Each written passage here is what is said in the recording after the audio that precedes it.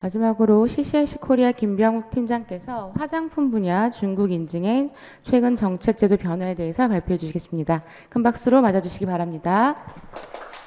안녕하십니까. 저는 CCIC 코리아에서 현재 화장품 인허가를 담당하고 있는 김병욱이라고 합니다. 우선 이런 좋은 자리를 마련해 주신 한국무역협회에 감사의 말씀을 드리면서 귀중한 시간 내어주신 여러분들께도 진심으로 감사드립니다. 아시다시피 중국 화장품 시장은 중국 현지 브랜드의 경쟁력 상승과 중국의 인허가 장벽으로 인해서 한국 브랜드의 점유율이 굉장히 하락한 상태인데요.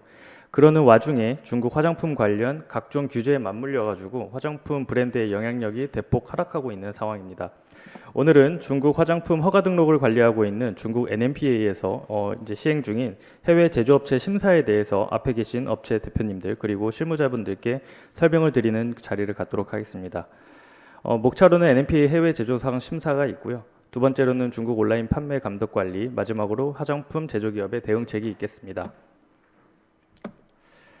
원래는 중국 NMPA에서 수입 화장품을 실제로 제조하는 생산 공장을 직접 방문해서 심사를 하는 제도를 구축을 했었는데, 당시에 이제 2019년도에 코로나로 인해서 잠시 홀딩이 되는 사태가 일어났었습니다.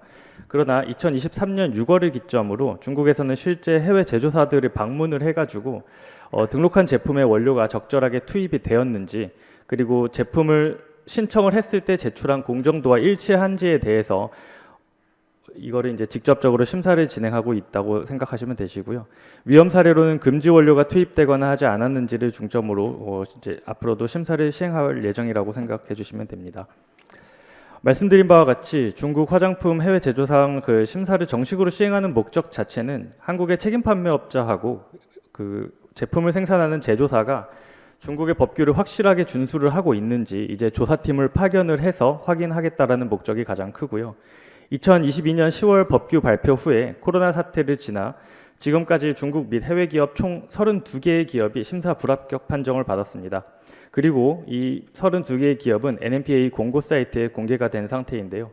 지금 32개라고 이제 말씀을 드리면 그렇게 많아 보이지는 않겠지만, 이거는 말 그대로 NMPA 공고 사이트에 기재가 된 심각한 결함을 의미하고요. 통계로 보고되지 않는 짜잘짜잘한 그런 부적합 사례라든지 아니면 문제가 없는 부분에 대해서는 훨씬 더 많을 것으로 예상을 하고 있습니다. 중국 화장품 해외 제조사 현장 심사는 위와 같은 형태로 진행이 되는데요. 불합격 유무 파트에서는 불합격이 있는 경우와 당연히 불합격이 없는 경우로 나뉘게 됩니다. 우선 불합격이 있는 경우에는 일반 부적합과 그리고 중대 부적합으로 나뉘게 되는데, 일반 부적합 같은 경우에는 시정 조치를 받고 나서 생산기업 측에서는 조치한 내용들을 바탕으로 조치 보고서를 제출하게 됩니다. 그리고 나서 NMPA의 판단에 따라서 현장 재심사가 필요하다라고 한다면은 다시 이제 현장 심사를 진행을 하는 거고요. 문제가 없다라고 하면은 이제 거기서 조치 보고서를 받고 통과를 시켜주는 형태로 진행이 됩니다. 이제 문제가 되는 부분은 중대 부적합인데요. 중대 부적합의 경우에는 바로 생산 조치를 받게 됩니다. 생산 중지 조치를 받게 됩니다.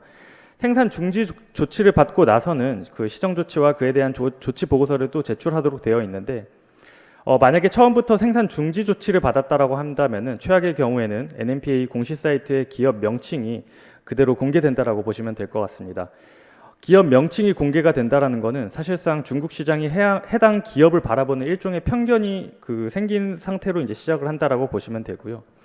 그렇기 때문에 이제는 책임 판매업자뿐만이 아니라 화장품을 생산하는 공장 측에서도 철저한 대비 체계를 갖춰야 되는 때가 왔다라고 보고 있습니다.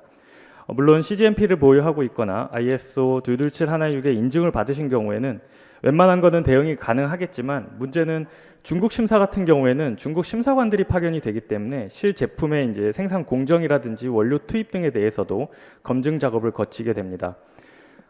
생산 종류로는 책임 판매업자 자체 생산인 경우에는 중점 항목 29개, 그리고 일반 항목 52개로 나뉘게 되며, 위탁 생산하는 경우에는 중점 항목 9개, 일반 항목 15개로 나뉘게 됩니다. 항목이 좀 많아 보일 수 있는데 이게 다 법규 자체가 체크리스트 형태로 되어 있기 때문에 일반적으로 한국 기업 자체로는 문제가 되지 않는다라고 보고 있습니다. 다음 페이지에는 NMPA에서 가장 중점으로 심사할 것으로 예상되는 항목인데, 첫 번째로는 당연히 기본 자료가 있겠고요. 이 중에서는 최근 중국으로 수출된 제품들을 이제 사전에 리스트화 시키는 것이 핵심이라고 볼 수 있습니다. 두 번째로는 일반적으로 CGMP나 ISO 듀들실 하나이렇게 심사를 받으신 담당자라면 문제없이 해결할 수 있는 부분인데요. 생산기업 품질 관리 시스템 관련 문서라든지 기록을 준비하시는 데는 문제는 없겠지만 이거를 모두 중문으로 보유를 하고 있으셔야 되기 때문에 사전에 중문 번역본으로 준비를 하시는 것을 추천드립니다. 세 번째로는 심사의 핵심이 될 수 있는 연구개발 그리고 양산기록 및 자료입니다.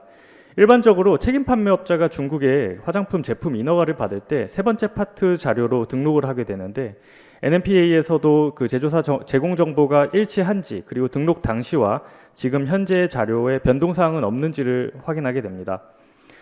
이 부분에서는 생산 공장이 투입되는 원료의 그 COA라든지 원료사로부터 수취한 원료 신고 번호 혹은 안엑스 14라고도 불리는 원료 안전성 정보표를 구비하고 있는 것이 좋겠습니다. 네 번째로는 생산 공장의 공장 자체의 정보와 관리 현황을 보게 되는데 기본적으로는 제품 생산 라인의 평면도라든지 창고 평면도와 같은 심사가 있고요. 마지막으로는 제품 원료 입고부터 보관, 수령, 계량, 생산, 충진, 라벨링, 포장 그리고 마지막으로 점검하는 절차를 모두 심사하게 됩니다. 이 항목들의 경우에는 기존의 공장 인증 관련 업무를 하셨던 담당자라면 충분히 자료 준비에는 문제가 없을 것 같고요. 모두 중문으로만 준비를 해주시면 되는데 요즘 번역 프로그램이라든지 챗 GPT라든지 너무 잘 나와 있어서 관련 프로그램의 도움을 받으시면 훨씬 더 빠르게 진행을 하실 수 있을 것 같습니다. 이제는 심사 불합격된 기업이 과연 뭐가 있느냐에 대해서 궁금하실 수가 있는데 지금까지 총 32개의 기업이 불합격되어서 공시 사이트에 이제 기업 명칭이 공개됐다라고 말씀을 드렸습니다. 이 중에 유일하게 해외 제조상 불합격 심사 기업은 그 일본에 위치한 호유라는 기업이고요. 주로 메이크업 제품을 생산하는 기업입니다. 공장 심사 후에 합격한 경우라면은 그 별도로 공개하는 자료가 없어가지고 통과 기업이 몇 개인지는 정확하게 통계를 확인할 수는 없습니다만은 일본 기업 같은 경우도 일반 부적합으로 이제 기업 명시가 되었고 지금 들리는 공식적으로 발표는 안 했지만 내부적으로는 2024년도는 한국하고 일본 생산 공장의 심사를 더욱더 빈번하게 진행한다라는 말이 있습니다. 보시는 화면은 NMPA 공식 사이트에서 발표된 부적합 사항들을 이제 통계낸 것인데요. 이 중에 주목해 보셔야 할 것은 노란색으로 표기된 물자 및 제품 관리 파트에서 원료 검사 미실행 그리고 생산 관리 과정 파트에서의 6가지 항목입니다. 이 통계들은 한 개 기업을 제외하고는 모두 중국 현지 공장의 기준대로 발표가 된 것이고 만약에 한국 공장을 중점으로 본다라고 하면 제 생각에는 원료 자료를 검증하는 부분을 중점으로 심사할 것 같습니다. 지금 보시는 화면은 이제 유일한 일본의 해외 제조사 부적합 사항 보고서인데요. 왼쪽에는 공식 사이트에 실제로 올라온 내용이고 오른쪽에서는 같이 업로드된 부적합 보고서의 원본입니다. 중국어로 되어 있어가지고 간단하게 요약을 해드리자면 해당 일본 제조사에서 생산한 제품의 투입 원료 그리고 공정이 처음에 등록한 제품의 원료와 공정이 불일치하다라는 점이었습니다. 이거를 좀 간단하게 말하면 등록했을 때 없었던 금지 원료가 갑자기 투입됐었다라는 것을 이제 심사관이 이거를 적발을 해서 보고를 했다라는 것이고요. 기존의 화장품을 등록할 때는 단순히 제조사에서 제공해주는 원료 자료라든지 공정도를 그대로 제출을 해가지고 제품 인허가를 받는 사례들이 거의 대부분이었는데 이제는 책임 판매업자를 넘어서 공장 심사를 진행하겠다라는 중국의 NMPA의 의지가 이제 반영이 된 것이고 이제는 제품 등록을 중점에 두는 게 아니라 후속 판매를 위해서 자료의 진실성에 대해서도 관리를 하시는 것이 좋습니다. 다음 페이지는 중국 온라인 판매 감독 관리입니다. 앞에는 이제 다 중복된 내용이라서 중국 화장품 온라인 판매 플랫폼 관리 감독 강화 파트에서는 지금 여기 보시는 것처럼 화장품 전자상거래 플랫폼 운영자는 온라인으로 판매되는 화장품에 대해서 정기적으로 샘플링 검사 그리고 기타 방법을 채택하여 품질 및 안전 모니터링을 수행하고 입점된 화장품의 제품 품질 및 안전 리스크를 검사하도록 권장합니다라고 되어 있는데 이게 법규 표현 자체가 권장합니다지 사실상 강제한다라는 말이거든요. 간단히 말해서 NMPA가 등록된 수입 화장품을 모두 등록하고 관리하고 하는 거는 사실상 현실적으로 문제가 있기 때문에 다들 아시는 찡동이라든지 타오바오나 아니면 샤오 홍슈 같은 플랫폼에서도 등록된 화장품이 문제가 없이 판매가 되고 있는지 그리고 화장품 공시 시스템에 등록된 단상자 사진이라든지 아니면 중문 라벨이라든지 불일치한 부분이 없는지 혹은 중문 라벨에 없었던 불필요한 내용이 없는지에 대해서도 검열을 진행하게 됩니다. 간단히 말해서 최초 NMPA에 등록한 내용을 벗어나면은 이제는 이런 플랫폼 운영자들이 그 당국 현지에 위치한 NMPA에도 다이렉트로 보고를 해야 되는 그런 체계가 마련됐다라고 보시면 됩니다. 첨부드린 보고서는 그 중국의 데디랩이라는 화장품의 좀 유명한 플랫폼인데요. 여기서 제3자의 위탁을 받아서 저희 CCIC가 이제 직접 공장을 방문해서 진행한 이력입니다. 주요 검사 항목으로는 제품 홍보 내용에 대해서 진실성 여부였고, 예를 들어서 온라인에서는 무슨 뭐 특정 추출물이 들어가 있다라고 홍보를 한 모양이었었던 것 같은데, 여기 요청 사항에 따라서 해당 공장을 방문한 다음에 해당 추출물이 실제로 들어갔다라면 몇 %가 들어갔는지에 대해서까지 이제 확인 요청을 한 방식으로 실제 공장을 찾아 확인하는 형식으로 진행이 됐습니다. 그리고 이 해당 추출물이 제외하고 나서 뭐 금지 원료로 뭐 표기된 다른 원료가 투입된 이력은 없는지, 함량이 과다하게 투입되고 있는지에 대해서도 확인 요청이 왔었고요. 다만 이 보고서의 경우에는 정부 기관이라든지 뭐 특정 기관에서 뭐 공식적으로 인정을 하는 보고서는 아닙니다. 해당 플랫폼 자체적으로 해외 제조사 측에 다이렉트로 확인을 하기 어렵기 때문에 저희 쪽으로 의뢰를 해주신 거고요. 앞으로는 한국 제조사 측에서도 이러한 요청을 많이 받을 확률이 높다라고 봅니다. 그러면 이제 한국 화장품 제조 기업은 이제 어떤 식으로 그 대응을 해야 되는지 좀 궁금하셨을 수도 있는데요. 이제 제조사항 쪽에서는 NMPA 심사 대응 방안 자체를 저는 3가지로 나눴습니다. 지금까지 발표드린 내용을 종합했을 때 제조사 측에서는 평상시 상황, 그리고 NMPA로부터 통보 시, 그리고 현장 심사, 이 3가지로 나누어서 준비를 해주시면 됩니다. 평상시 상황에서는 중국 법규 체크리스트인 검사 요점을 사전에 검토를 하신 다음에 중문 자료로 모두 준비를 하시는 겁니다. 그리고 나서 지금까지 제조사에서 생산한 제품 중 중국에 등록한 이력이 있는 제품인지를 리스트업을 하시고요.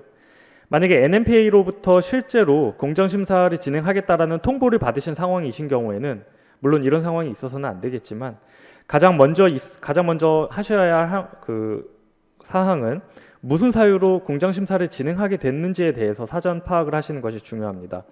그리고 나서 평상시 상황에서 준비하신 중문 자료를 바탕으로 기존에 변경된 내역은 없었는지를 검토하시고 NMPA하고 현장 심사 일정을 조율하는 과정을 거치게 됩니다.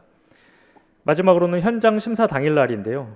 사전 자료를 당연히 모두 준비를 하신 다음에 공장 측 인원, 그리고 혹은 뭐 중문으로 번역을 해줄 수 있다거나 아니면 통역을 해줄 수 있는 대응팀이 있으시면 좋을 것 같습니다.